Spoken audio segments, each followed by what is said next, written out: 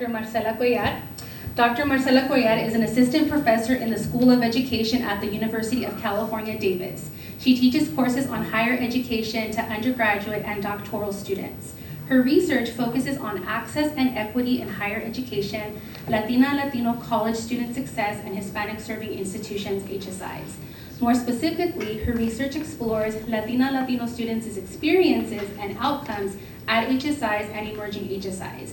Dr. Cuellar's passion for improving post-secondary access and success for historically marginalized groups stems from her personal and professional experience spanning the educational pipeline. She worked in Upward Bound, a federal TRIO program, and other educational outreach positions, working with first-generation low-income students before pursuing graduate school. She received her PhD from the University of California, Los Angeles. So please help me welcome Dr. Marcela Cuellar.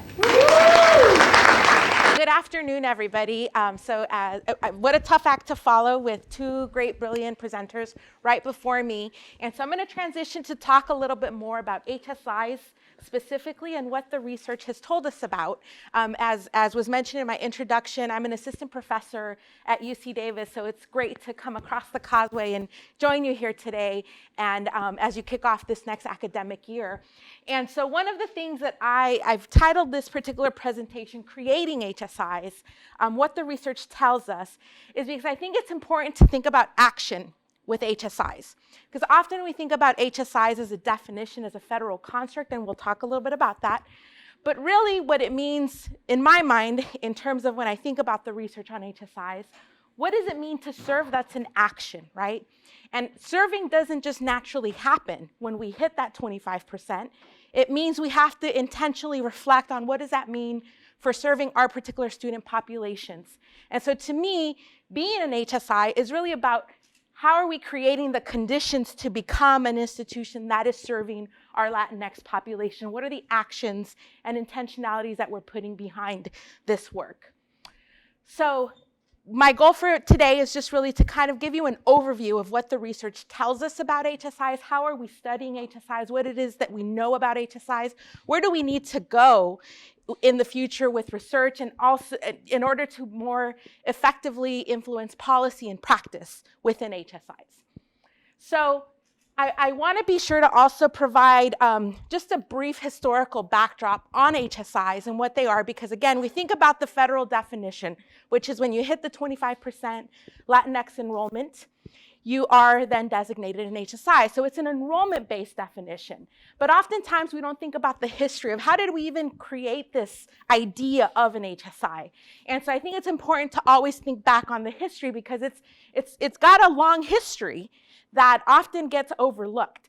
And so when we look at how HSIs were created, there really was a grassroots effort in the 70s that began to recognize that certain institutions, those that were enrolling a largely Latinx population, at that time mostly along the southern border, really when you looked at the institutional resources that these institutions had, were much less than those institutions that were not serving Latinx students.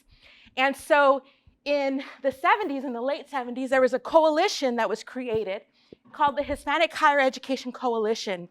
And this was a coalition of different organizations like MALDEF, LULAC, all of these other organizations going to Congress and really putting it on the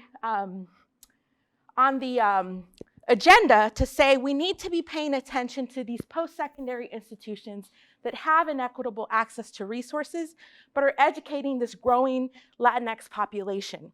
Now, all of these were great efforts to really bring this to the agenda of the congressional makers, but it was quite some time before there was actually a recognition that these institutions should be recognized. So throughout the 80s, we really see in the history, and this is documented in a chapter which is based on Patrick Valdez's review of congressional records throughout the 70s and 80s, documenting kind of how the conversations were happening about these institutions along the border that didn't have a name yet. They were just institutions that had a large Latinx enrollment, and how they were receiving inequitable resources, and that there was these several attempts throughout the 80s to create a recognition for these institutions to try to get the federal government to invest more money.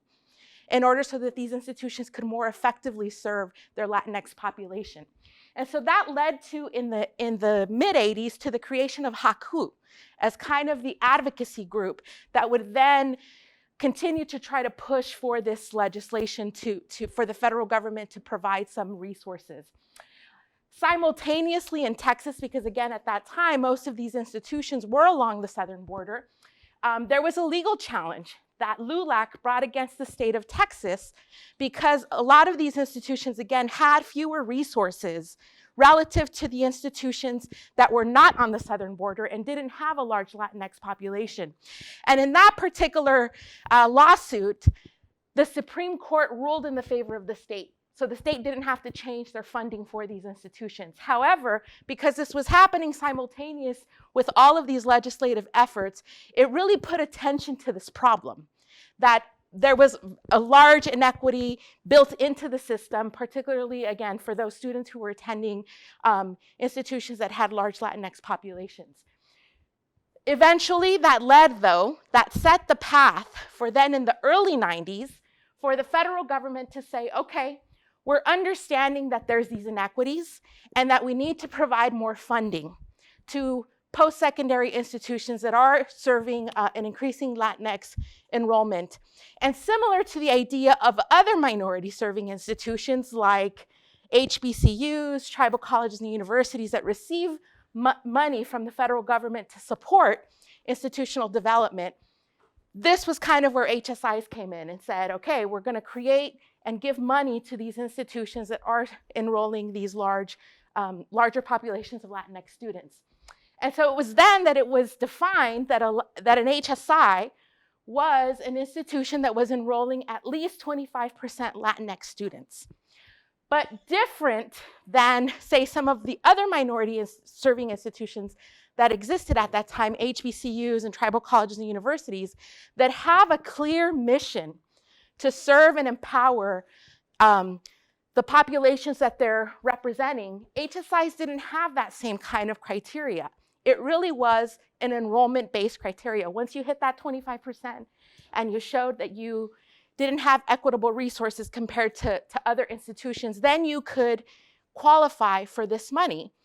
But there was not necessarily any indication of how you should be serving Latinx students specifically. So in that sense, when we talk about HSIs, because the majority were not created with a specific mission to serve Latinx students, we really think of it as a federal construct, right? It's an idea, but we really don't have guidelines in terms of how do we serve. Yes, there's federal guidelines in terms of what you can use the money for, but in terms of what it means to serve, is a very fuzzy concept, right? And every institution, you can go to different institutions. I'm pretty sure I could even ask you here, what does it mean to be an HSI if we really could come up with a definition? I'm sure we'd get many different answers of what that could be. So this is the question that we continue to grapple with. How do HSIs serve Latinx? What does this mean to serve? And so researchers have been grappling with this question. In the last 10 years, I would say we've really had kind of like a golden era, if we can maybe call it a golden era yet, of HSI research. It's really just kind of boomed. And so now we are getting some ideas of the ways that different people are thinking about HSIs. And so I'm going to give you kind of a brief overview of some of that research that's been coming out. And some of it's really just hot off the presses, which I'll show you in just a second. But before I dive into kind of some of the key research of how research has been indicating of what it means to serve at HSIs, I want to just give a brief overview of some research that came out in 2016 to first indicate that HSIs themselves are diverse, and they're even not equal in some ways in terms of representation. And so this piece looks at all of the HSIs that existed in 2009, so this data is now pretty dated because this was this was 10 years ago where this data comes from.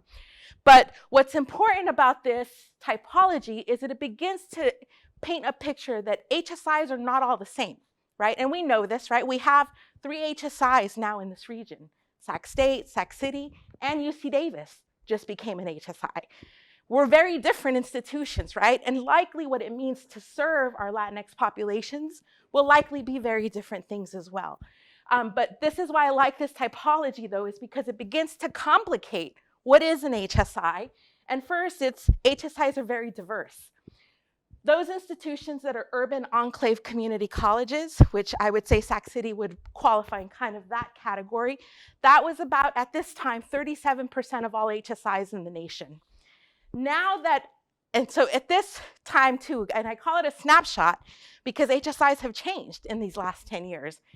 The UCs were not part of this data set or this analysis here. And so I would argue that we probably need a different typology now because the UCs fundamentally, because a lot of the differences within these different types of institutions here at this time has to do with institutional expenditures and also graduation rates. That's where some of the differences kind of lie. Well, we know that our systems, even within our state, have very different performance indicators on all those. And so I would say that if we did a more recent analysis, we would have a different typology even today because of the UCs now being part of this landscape. So in terms of what does it mean to serve, there is one typology of what does it mean to be an HSI that stems from different research at different HSIs. And so this particular typology recognizes that for some individuals, HSIs has largely been defined by the outcomes. How are we performing on particular outcomes? And those outcomes, not surprisingly, have largely been about academics, largely graduation rates. And others, though, say, well, really, HSI should be more about how are we transforming our institutions and our cultures within our organizations to better serve our students? Are they seeing themselves in programming, curriculum, so on and so forth? So those would be more along these organizational developments. So Dr. Garcia came up with this typology because historically, as I mentioned, the HSI construct is one of enrollment, right? When we really look at the definition. And so some researchers earlier on kind of had this dichotomy to say, you're either Latinx enrolling or you're Latinx serving. Those necessarily are not the same thing. Well, Dr. Garcia complicates this a little bit by saying, if we look at culture and outcomes as kind of some indicators of serving, we actually can call institutions different things along a continuum. So if, let's say, you're an HSI that has low graduation rates for your Latinx students, and you also haven't really fundamentally transformed anything within your institution, we might say that we would define you as Latinx enrolling. You're meeting that enrollment criteria, but you really haven't done anything to create an HSI. Other institutions, we might say, are Latinx enhancing. Maybe they do have low performance rates, but maybe they are really thinking and grappling about how can we change, how can we create the conditions for our Latinx students to thrive. So we might consider those Latinx enhancing. They're working towards transforming their organizations. We may have other institutions that are really great on outcomes, but they may not have fundamentally changed anything because, again, I would say that in some ways like this, some UCs may fall into this Latinx producing area. We get students who are high performing. We have high graduation rates, but does that necessarily mean that we as an institution have done anything? That can be up for debate. So some institutions, just by the nature of the students that they enroll, may be Latinx producing. But really, some institutions, or maybe what we should be striving for of this idea of serving, maybe should be an institution that is both producing high outcomes, but is also fundamentally grappling with the ways that we need to change our institutions to better serve our Latinx students. So this was a typology that just 2 years ago came out, but already we've moved on from kind of even complicating this a little bit more. And so just literally last month, Dr. Garcia and some colleagues created or did a really systematic literature review of all of the research that's been published on HSIs to kind of really explore how have researchers explored this idea of what it means to serve within HSIs. And what they found were these 4 buckets of categories, and I'll go over this really briefly. One set had to do with like individual units of analysis. What does this mean for student outcomes? What does this mean for the kinds of experiences that people may have within an institution? Another set were more about the organizational dimension of the institution itself. What is the institution transforming within what they have within their control? But also, what are the external things that are shaping the very behaviors that institutions can kind of engage in? So here's the kind of quick snapshot, and I encourage you to read this article because it really is the most clear-cut kind of overview of the research on HSIs and really provides some ideas about where do we go forward.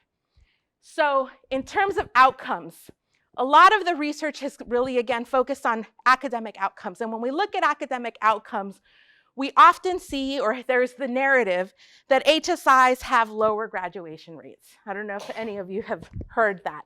But that's a common kind of where we started initially with research about 10 years ago. But really, the research is very inconsistent in this area in terms of academic outcomes. Because when we start to control for institutional resources and students' inputs, their own academic achievement coming into our institutions, we actually see that HSIs tend to perform the same as those institutions that are not HSIs. So it's really about all of those other systemic issues that kind of lead to those different academic outcomes. There's a whole body of research as well that's not as large as this focus on academic outcomes,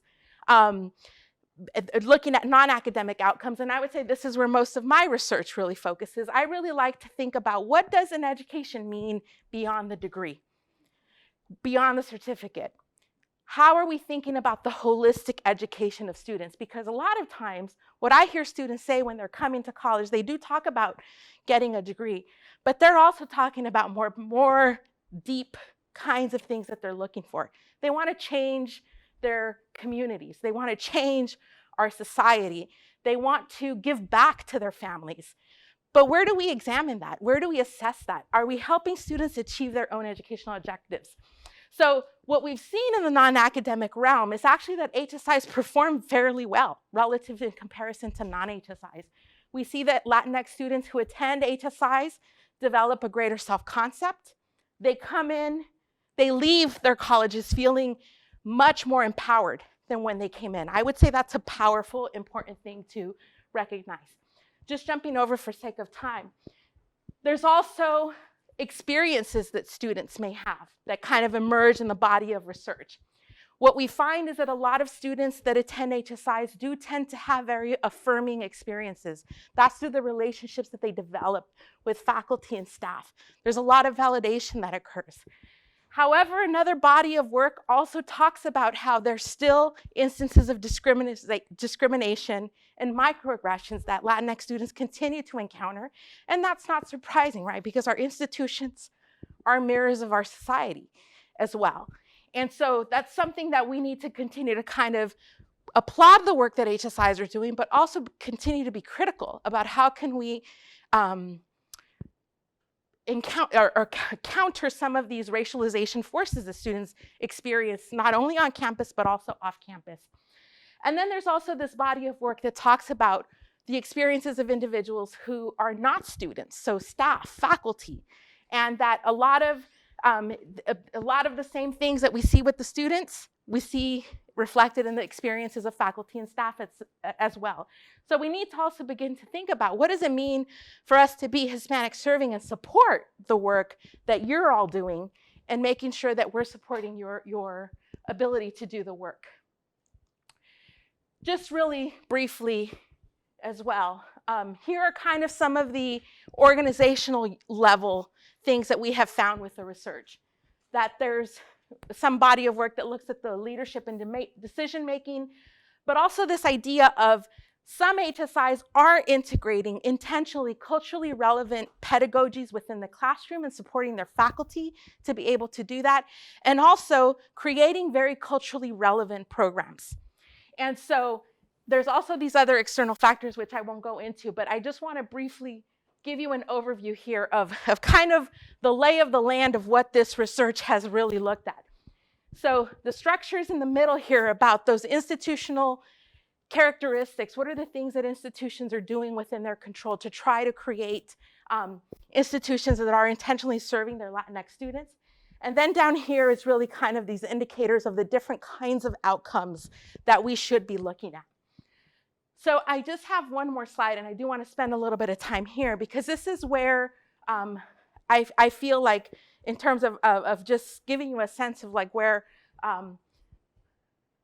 I see my work going, and this has been a thinking piece that I did with two of my students who attended HSIs that were community colleges. And so we had a deep conversation when we were writing this piece about what does it mean to serve, and if we were to assess an institution and determine, is it serving the Latinx student population, what would that be?